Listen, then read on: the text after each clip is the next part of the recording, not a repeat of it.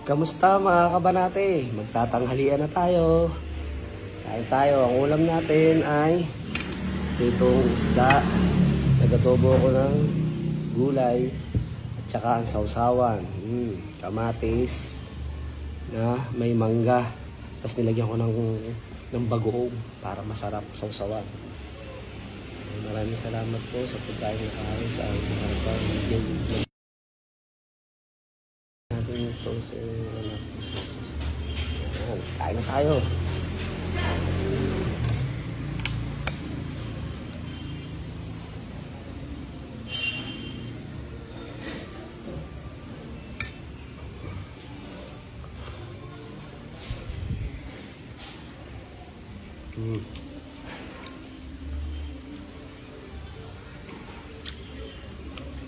Gulay na masarap.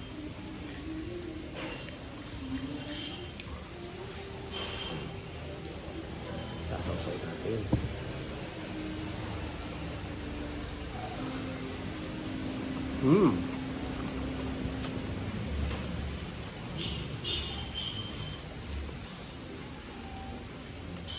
Subukan nyo na rin gawing kabanate sa isda.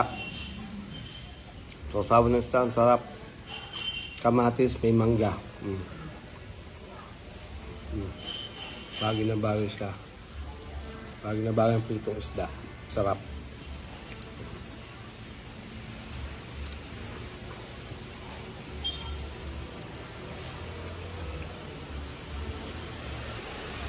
Bagoong isda ang nilagay ko na pampaalat niya.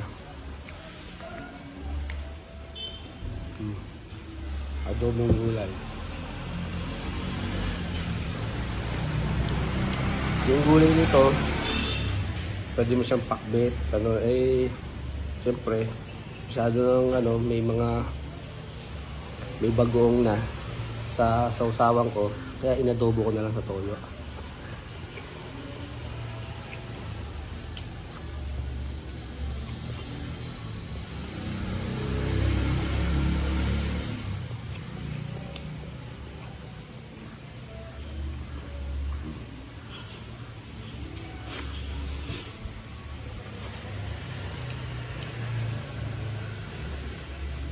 Kayo guys, anong prepare nyo ng mga ulam na gusto nyo?